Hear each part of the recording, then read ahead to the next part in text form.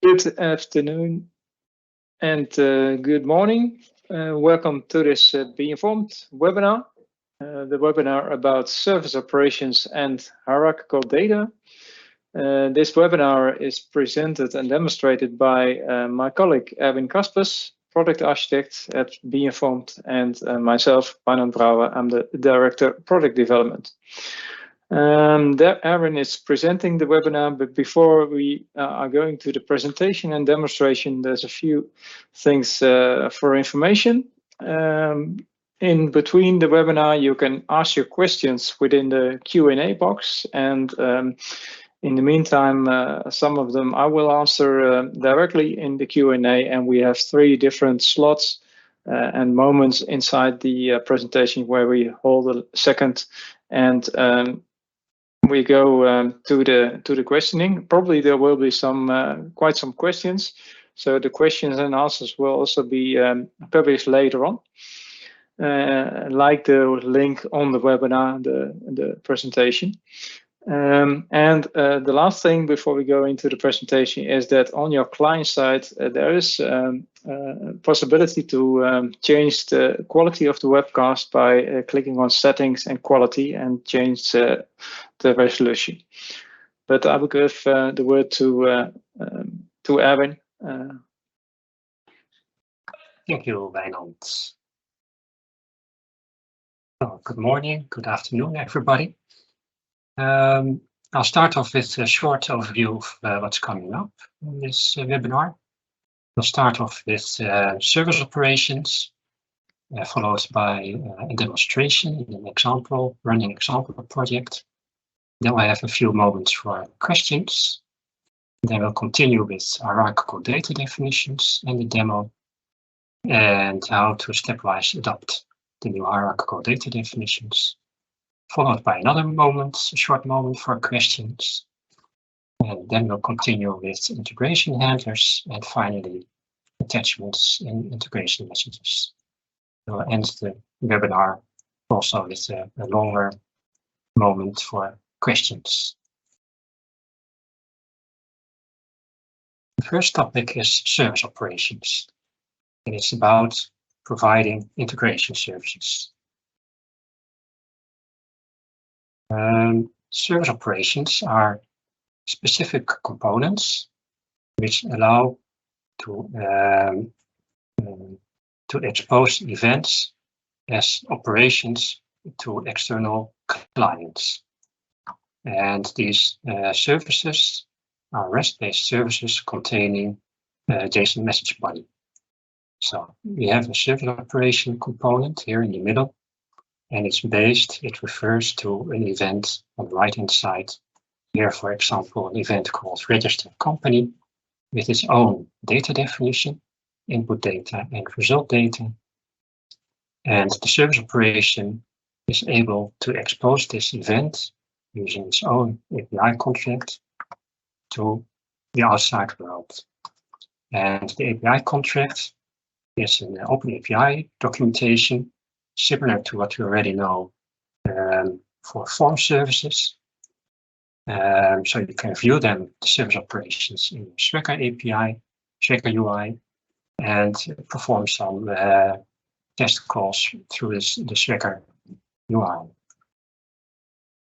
So service operations are similar to forms, but they are better tunable, and they're also able to support much more complex contracts. So whereas forms are a little bit simple contracts, service operations can support much complexer contracts.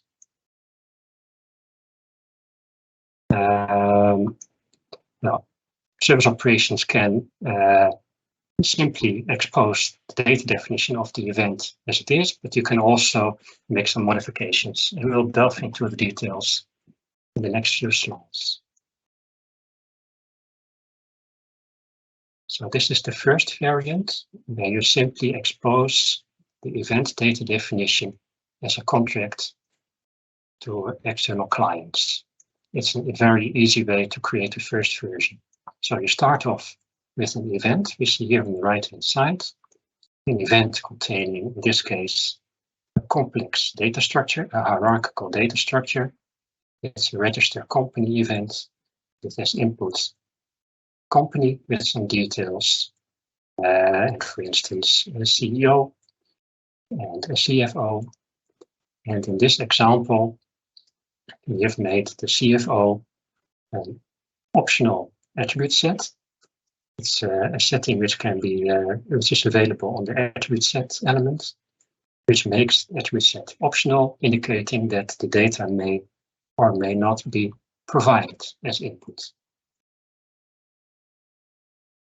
Then, by defining the service operation,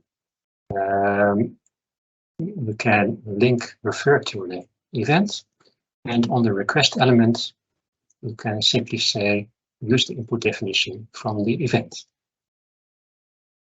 And by this configuration, the event is available as a service operation in the model-driven API, and you can see it in the Swagger UI, and you can perform calls via the service operation to the event. So this is the first variant, a very easy way of exposing events. The second variant is by configuring a custom contract on the service operation. So we start off with the service operation, with the request definition, and we can construct the definition by using custom object definitions. They're very similar to attribute sets. They also contain attributes and attribute groups. Additionally, they have mappings. So you can define the objects using as the request object custom elements. You can define the ID, the name which must be used in the messages. You can define the minimum and the maximum occurrence. And service operation is based on an event. In this case, the same kind of event we saw earlier on. So it's a hierarchical data definition. And you're able to map the properties defined in the API definition. You can map these properties through the input attributes of the event. This allows you to make some changes in the terminology of the properties of the attributes. And also these service operations configured this way are simply viewable and usable in Swagger UI. The third variant, it's quite similar to the second variant we saw. It's also about changing or modifying the data contract of the event. This is a little bit more like tuning. So we have an event, again, the same event as we saw before, with the hierarchical data structure. And in this case, we configure the service operation by using object definitions by reference. And these object definitions by reference, these reference directly the attribute sets of the event. So the company object refers to the company attribute set. Or here we have an example, the CFO object refers to the CFO attribute set. You can change the ID if you want. You can set the min and max occurrence. You can fine-tune the properties, a little bit similar to what we saw on the previous slide. And also now they're available in the Swagger UI. Now this fine-tuning also allows you to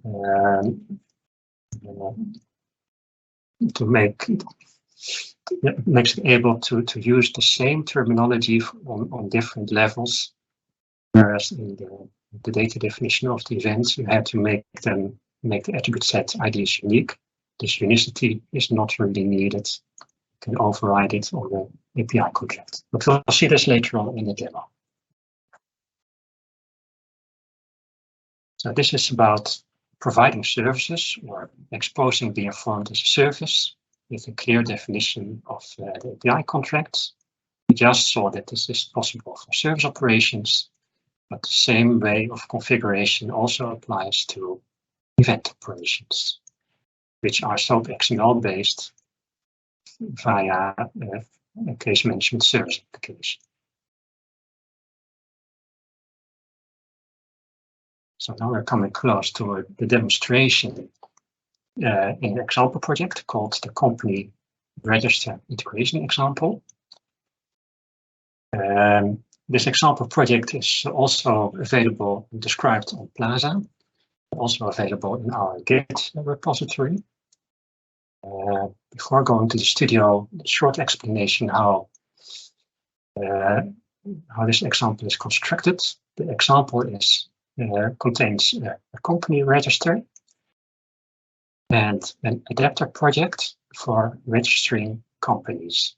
And this adapter project provides service operations to be called by outside external services to register companies into the database. And we also have an adapter project for retrieving company info, get company info, also providing service operations for retrieving the data.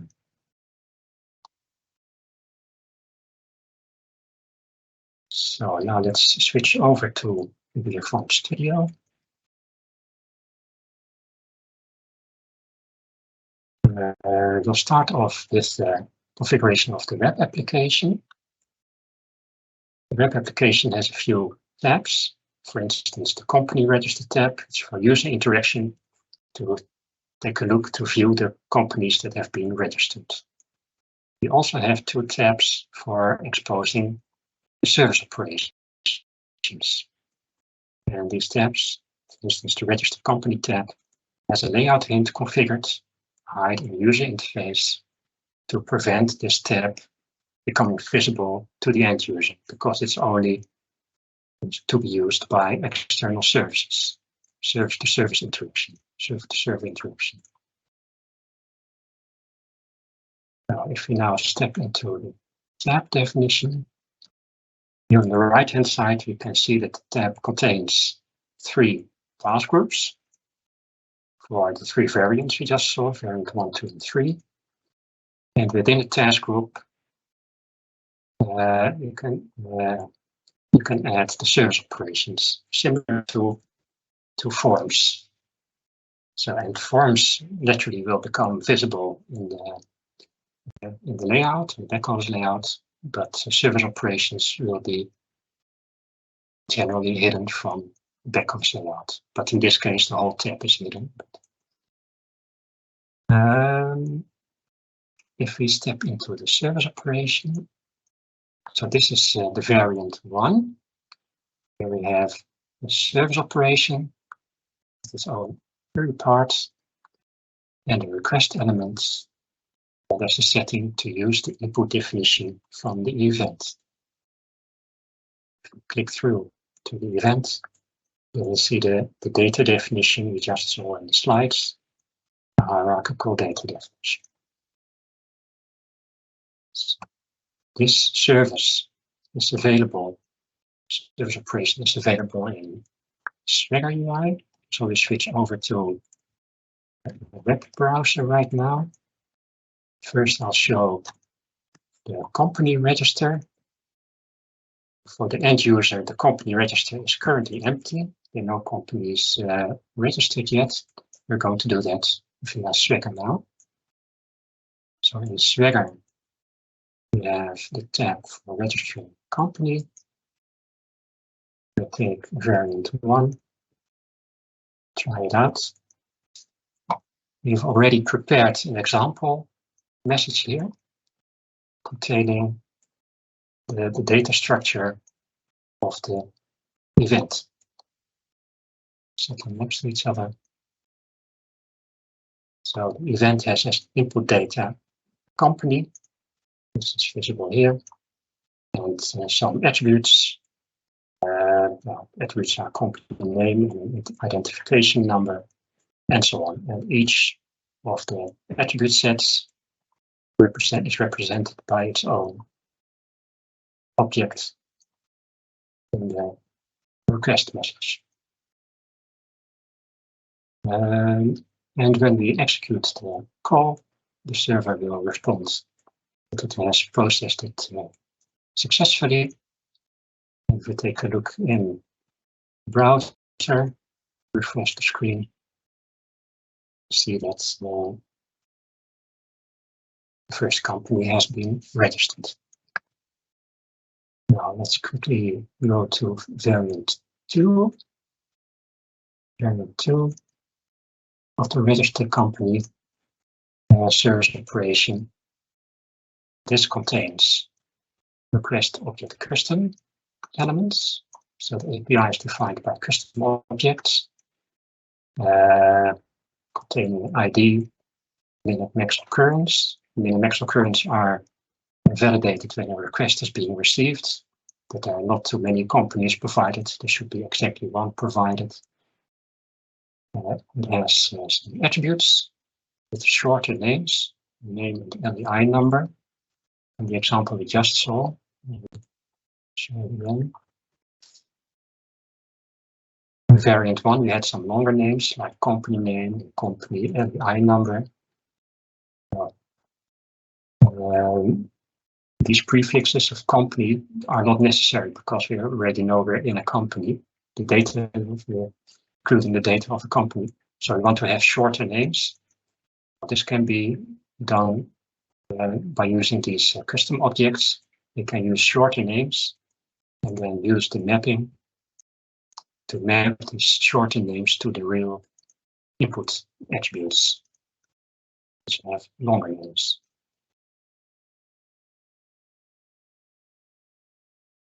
So this is the input attribute set.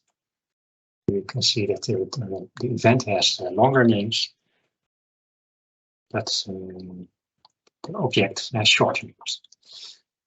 Now, if you take a look in Swagger UI, we'll go to version 2, registered company, try it out. Here we have prepared an example message already. Here we can see the shorter names. And if we execute this also now, the server will respond with a success. And you will see browser that the second company has been registered. Now we'll take a look at third variant of the registered company.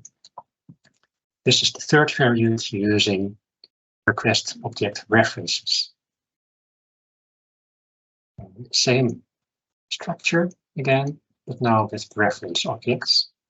These refer to input attribute sets of the event. And also here we can state the minimum and maximum occurrence. And by using the mapping, we can change terminology. So the input attribute has got a longer name, but we want to have a shorter name in the request message. This can be configured in such mapping. It's also possible to override the ID of the object, which is, for instance, done in address, because the input attribute set has a longer name, company address, but we want to use a shorter name in the integration message. So let's take a look at Swagger UI. I'll go to version 3 of the registered company. Try it out.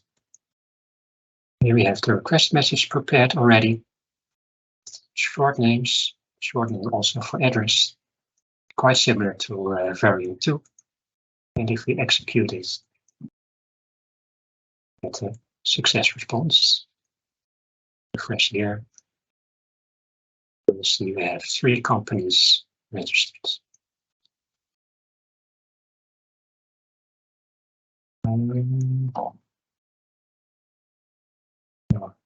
We'll return to the demo later on for hierarchical data. So now we'll switch back to the slides again. And now we have a moment for short questions, which are handled by Wijnand. So I'll switch over to Wijnand right now. Yes, thank you, Evan.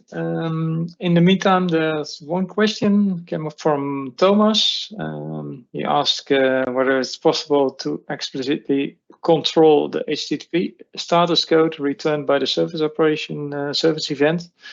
And yeah, answered it in the public part of the Q&A, and we will answer it a little bit more extensively later on. But in basically the service operation and the configuration on error codes and handling on that is also respected with the response of the service operation.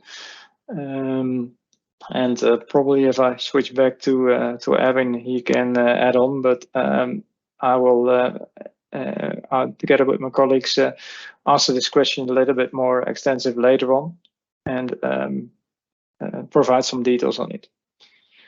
And I see there's one new. Yeah, there's one from Jacco. It's about permissions on service operation and how it works on permissions on service operation. And there's some more details, but basically I published the question.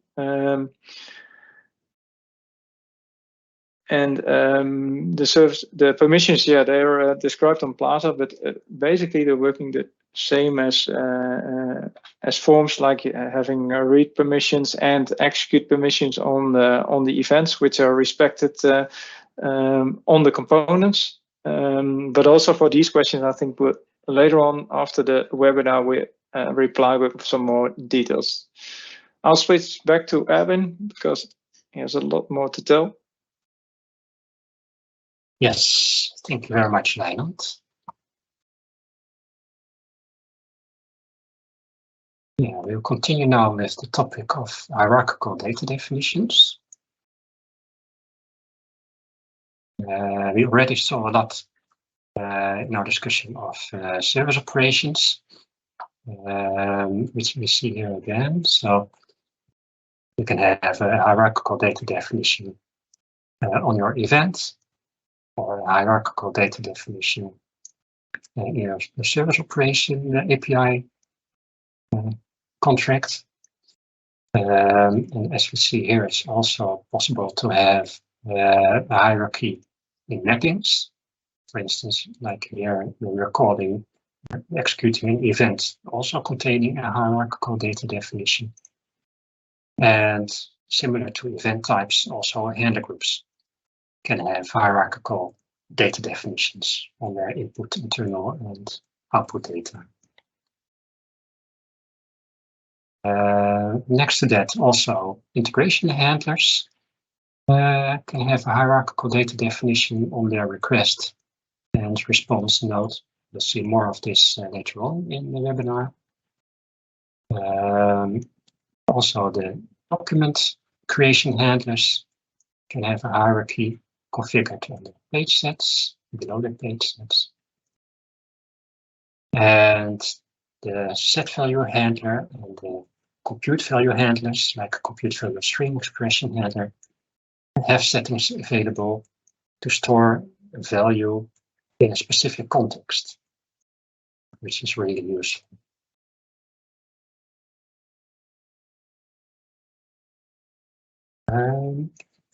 Now, having defined hierarchical data, configured it in Beerform Studio, we step now into the details of the runtime behavior.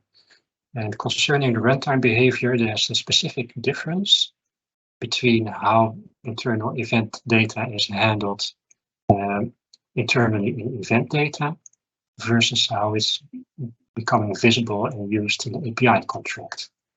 In internal event data, you see structural layers appearing for repeating attribute sets only, whereas for API contract, you will see structural layers appearing for both types of objects, so both repeating and non-repeating. So we'll see more of this in the next few slides. First, we talk about hierarchy in runtime event data. So suppose we have an event here it's called get companies.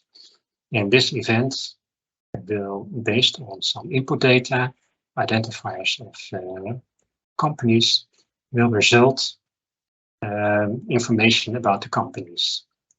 And we have indicated by a circle here which of these attribute sets are repeating. So company is a repeating attribute set. This event will result potentially multiple companies with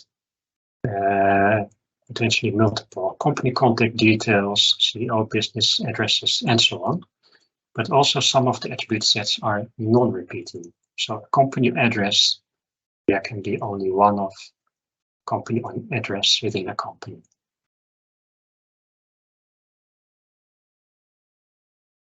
If you run this event and take a look at the data at a certain moment during execution, this can the data of the input data is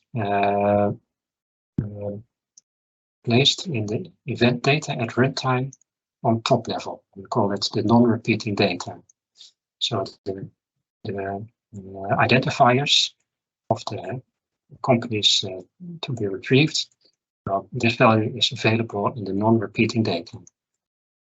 It's also visible in the variables view. When you're using the new debugger functionality, you can view these values also in the variables view on the top level in event data. Next, the companies which are being prepared to be included in the response. These are repeating attribute sets, so these will appear in event data as repeating data. They are indented a little bit, and well, this is an upper layer repeating data because companies are the upper layer and contains the data of the company. And it's important to visualize and to tell now that the company address, which is a non-repeating attribute set, this will not introduce a separate layer in the runtime event data. Its values, the address has got only one value for a company address, is included in the repeating data, the data collection of the company. So they're kind of merged, and this is done to support backwards compatibility with applications that were created before 2023 autumn release. Next, for instance, the company contact details is the nested repeating attribute set below company, and this is also visible in the event data. We're using the debug event data as nested repeating data as sublayer. This can be nested as deep as was configured in the data definition. This structure of event data is all visible also in the variables view. We'll see this later on in a demo. So non-repeating data is included in the closest repeating parent, which is here company. If we take a look now at runtime behavior of API objects, so we have here a server operation containing the same contract of the event we just saw. So this is the service operation which is based on the event. Yes, repeating objects. If you take a look at the response, the JSON message body of the response, then we will see that all the separate objects are available in the API message, in the response message. So company is available as an object, actually as a repeating object, so it's as a square bracket for an array. The address is available as a separate layer, separate object, in this case a non-repeating object. Contact details is repeating, so it is available as an array. And CEO, business location, and address are non-repeating objects. These are visible as separate objects in the message, and so on. So this is the difference between non-repeating data and event data versus API object.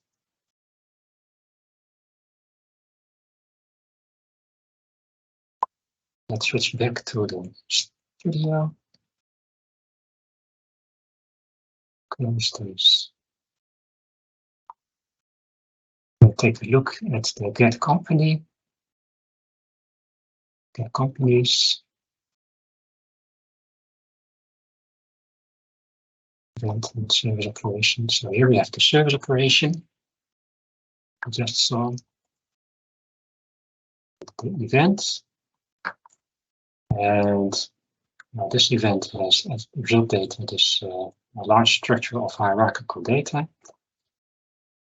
And it has some functionality for retrieving all the company data as preparation for the result response message. Now we've placed a breakpoint here on this header. And if I switch to the debug view perspective, yeah, so this the debugging point is actually active. So when I switch back to Swagger and start executing this call, it's going to get company. Get companies. Try it out. So also here we have an example message already prepared. When I execute this this call, this specific event will be executed, and execution will halt at this breakpoint. So I will press execute. We see something happening in the studio in the background, and it has stopped execution at this halted the execution at this header. Take it a step further to see the result data.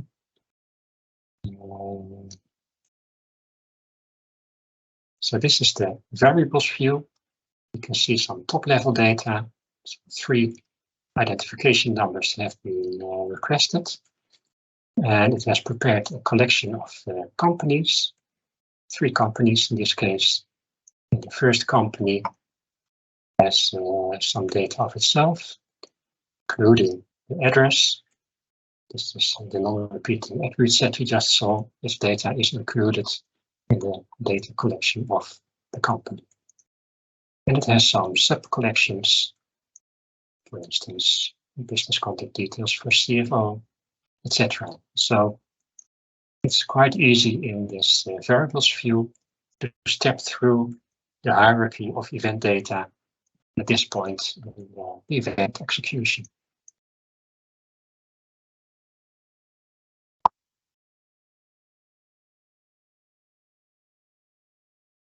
Well, that's the demonstration so far. So we'll switch back to the presentation.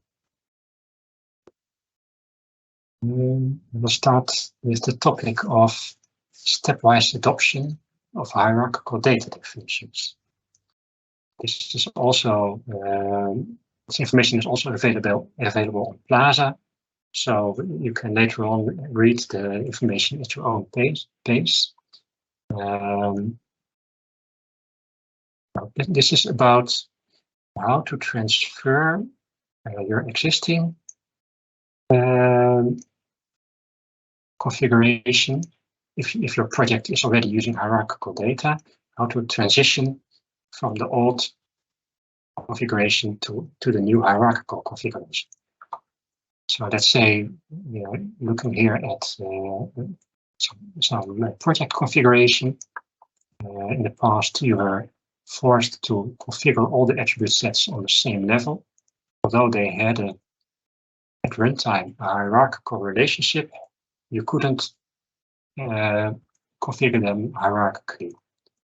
So you might want to update your project to transition to hierarchical data definitions. And you might want to have all the separate components, all the 3 components in this case, transformed into the new hierarchical way of definitions. As you already stated here, it's allowed to transition component by component. You don't have to do it all at once. It's not necessary to do a big bang in transition. You can update 1 or 2 components, run your application, and view if it's still working as before. And well, actually, it will be working as before because hybrid situations will function correctly at runtime. Correctly meaning same as before. The next few slides will dive into the details a little bit. So here's the first variant, where you might start with the outermost event. So this is an event behind which some other events are called. So this might be the outermost event. And it's possible to start configuring here the hierarchy. And as soon as you start configuring a hierarchy in a component, you have to do it completely in the full component. So also all mappings and all attribute sets available in this component need to be made hierarchically. But the event that's being executed, this may remain as before. You may leave it with the previous kind of data definition, and when running the application, it will still be functioning the same as before. Now, as we'll see in the next slide, this is variant 2. Instead of starting in the outermost event, you can also start somewhere in an intermediary event, making it make the configuration hierarchical and leave both other sides in the old state. And this will all also remain functioning as before. And this is the next slide, variant 3. You can also start with an innermost event. Or I'm talking about events now, but handler groups are similar in that case. Also, handler groups can start changing the handler groups the same way as events, as I've just showed you.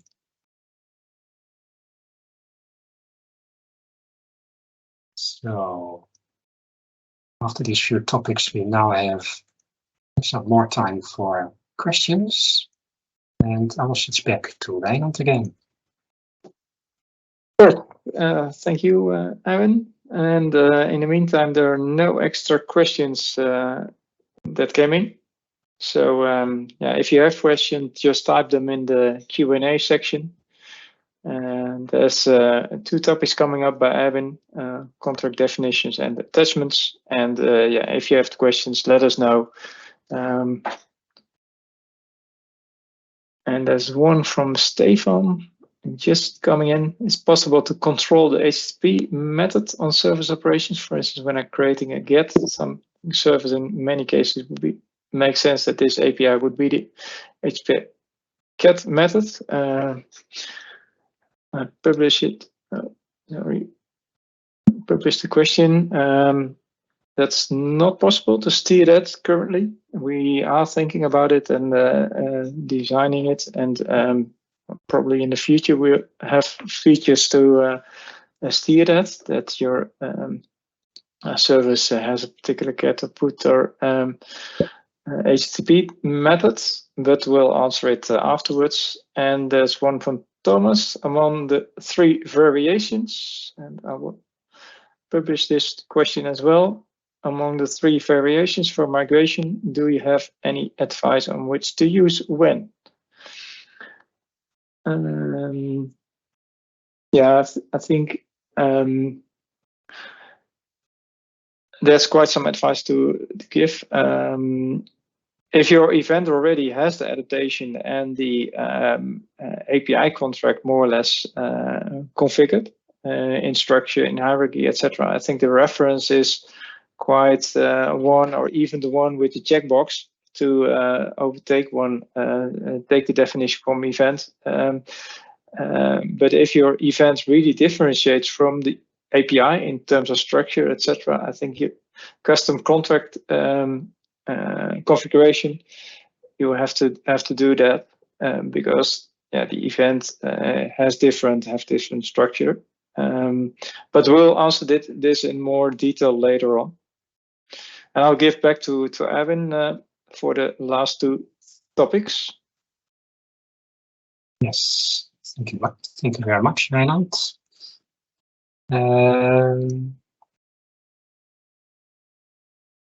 We'll continue with next topic, contract definitions in integration handlers.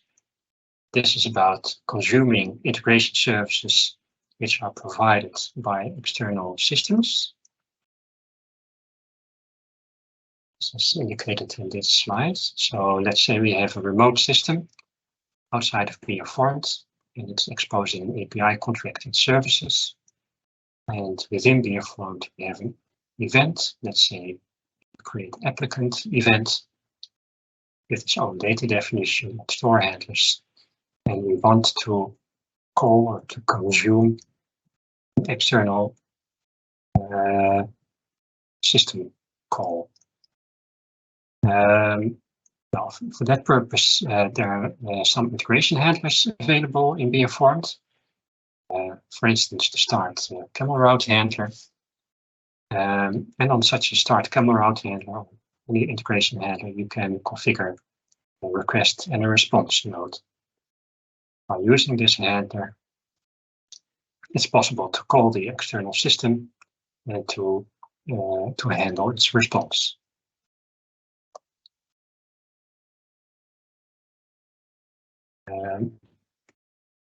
And this slide is about configuring the data definition on the request and response node of the integration handler. And well, similar to service operations we just saw, we have the same configuration options available here. So this is the first we're going to talk about. Here we have the integration handler, create applicant with the request and response node. In this case, we are configuring the request and response data definition, API definition, using custom object definitions. And as we saw earlier, it's possible here to define your own attributes and attribute groups here. And well, these data definitions, these represent the API contract of the remote system. And the mapping nodes are used for mapping to the internal data. So the event has some internal data, for instance, created via the input data, internal data of the applicant containing 6 attributes, social security number, and so on. And these attributes, these values, can be mapped onto data definition of the request and response. And similar to what we saw on service operations, this can be done using a mapping table. And this mapping table has a reference to the local event key, social security number, and this value is mapped onto a request object attribute, in this case, applicant ID. And this method allows you to semantically map your local attribute keys to not to the remote keys, and this prevents in certain ways some of the style sheet burden may have been used to before, where all this naming terminology, all these changes had to be configured in a style sheet. Well, this way of using the mapping will prevent that terminology mapping by making it configurable and readable in the studio.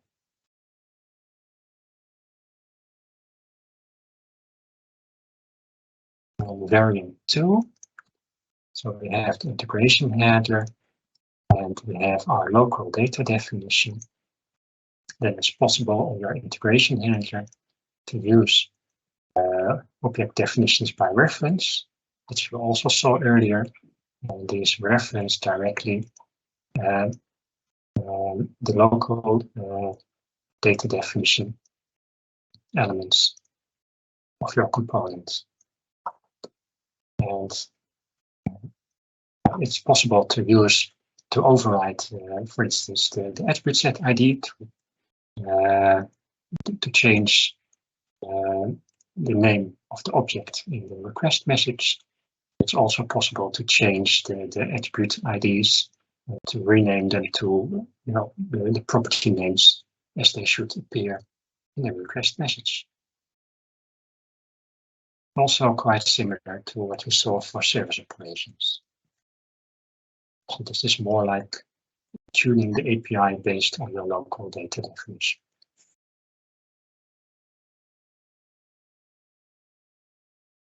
And now our final subject of the webinar, which is about using attachments in integration services. First, let's see how attachments are being configured in integration messages. It's quite easily done by using a so-called attachment attribute, which can be configured in an attribute set similar to other attributes. And here we see it appearing in the request of an integration handler, but it can also appear in the response of the integration handler. And it can also appear in service operations and event operations. And the attachment attribute, it's very similar to the upload attribute. It has the same functionality and are interchangeable in the context of integration messages. The only difference is that attachment attributes cannot be used in the web application for user interaction. So attachment attributes are only used in integration messages. But further, if you want to interchange them in integration messages, it's really possible. They're quite the same.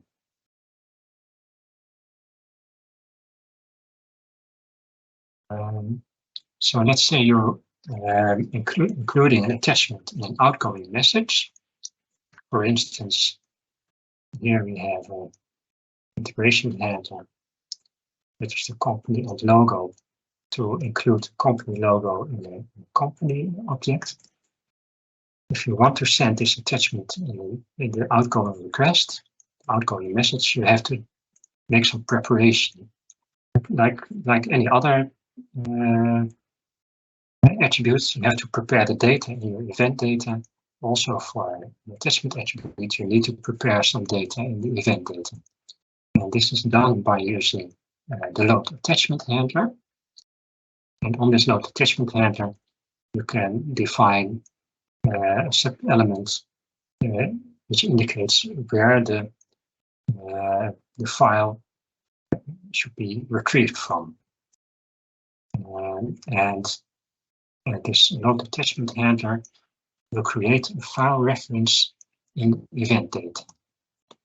And this file reference is picked up at the moment the attachment is actually used for creating the message. Based on the file reference, the binary data is retrieved and included in the message at that point in time. As an alternative to the load attachment handler, it's also possible to use the load document handler, because it also creates a file reference in event data. And in case you are using a multi-file attachment attribute, there's a setting available on the attachment attribute if it's a single file or multi-file. If it's a multi-file attachment attribute, you must use the load attachments plural handler instead of the load attachment handler. As for the sub-element, there are several attachment providers available. We have two examples here. Attachment by ID. With this way, you can load documents attachments which are based on documents of a case, or you can retrieve attachments from files which are statically available in your workspace. So this is about preparing attachments for being sent in an outgoing message. Now for the other way around, if you receive attachments in an incoming message, then we'll see how that works. In this example, we have a service operation with a request based on an event with input data, which receives some company data, including a company logo.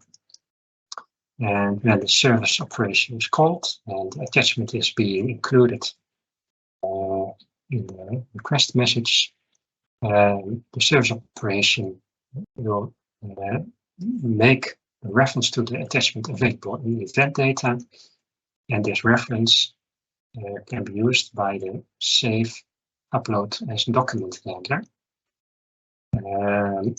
This handler can be configured using a mapping containing an event key which refers to the attachment attribute. And by using this reference, it knows where to find the attachment binary data and use it for storing it as a document in your case. In the case, it's just actually active at that moment in the handlers. It's also possible to use an alternative if you don't want the document to be uploaded into the case, but to the file system. You can use the save upload to file system handling. And again, if you're using multi-file attachment attribute, you will need another handler first for each uploaded file handler, which iterates over the attachments which are being provided. And within each iteration, you can use the save upload handler.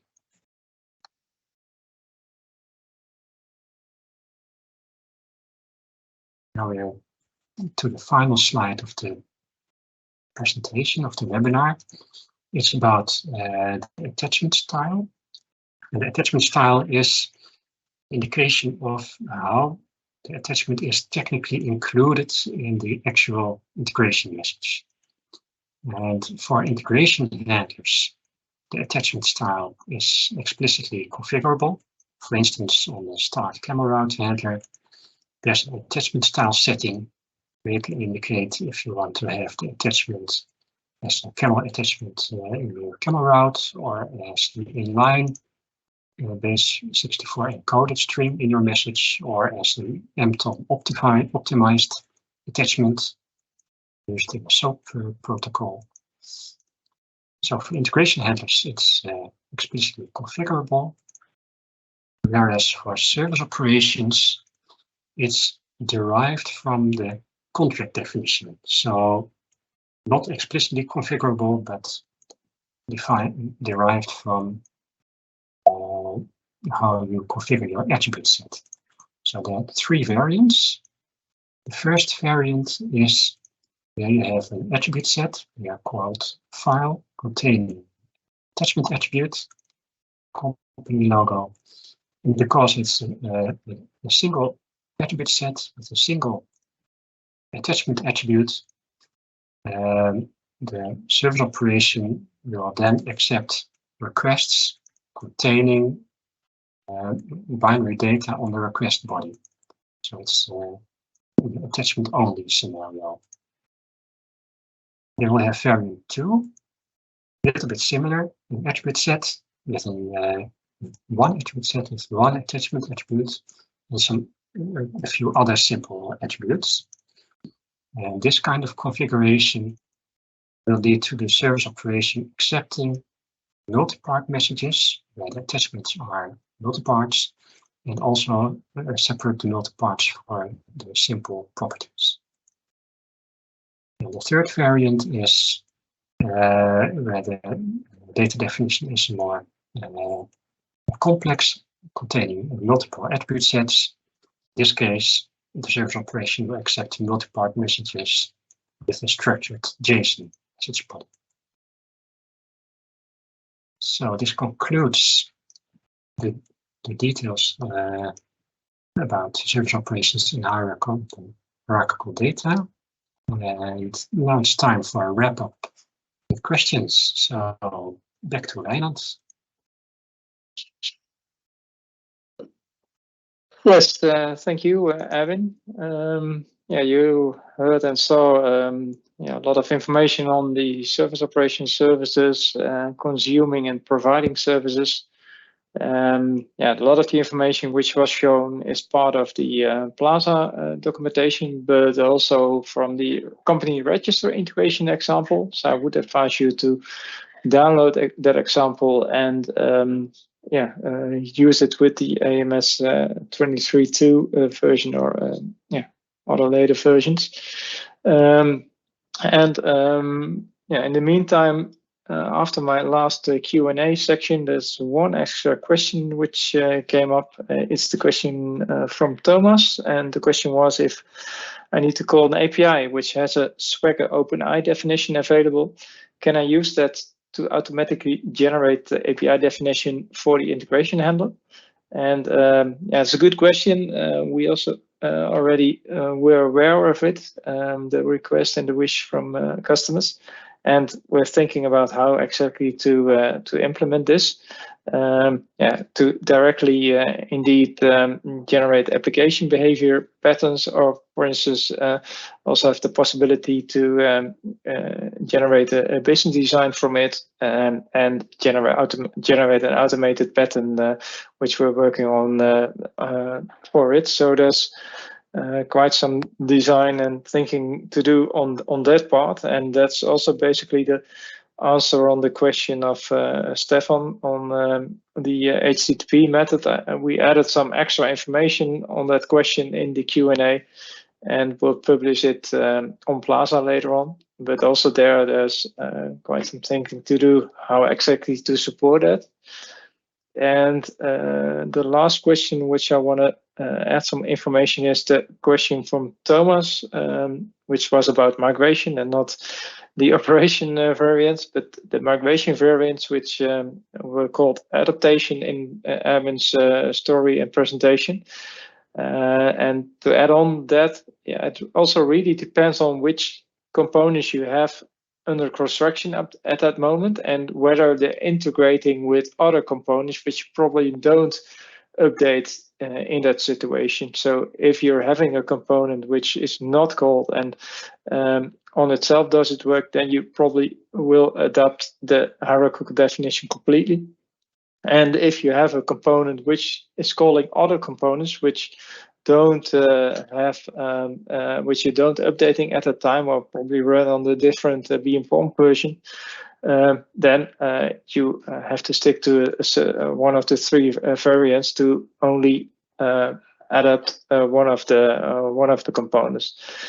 But we'll add on the questions and answers, and the webinars will be published on Plaza. the webinar on debugging is already published and available on Plaza. And the beginning of next week, we will send an email out with the additional link. But keep an eye on Plaza on the left-hand side on webinars, where you will find the recording of this video and the answering on the questions which you have asked. Thank you for attending this webinar, and see you next time.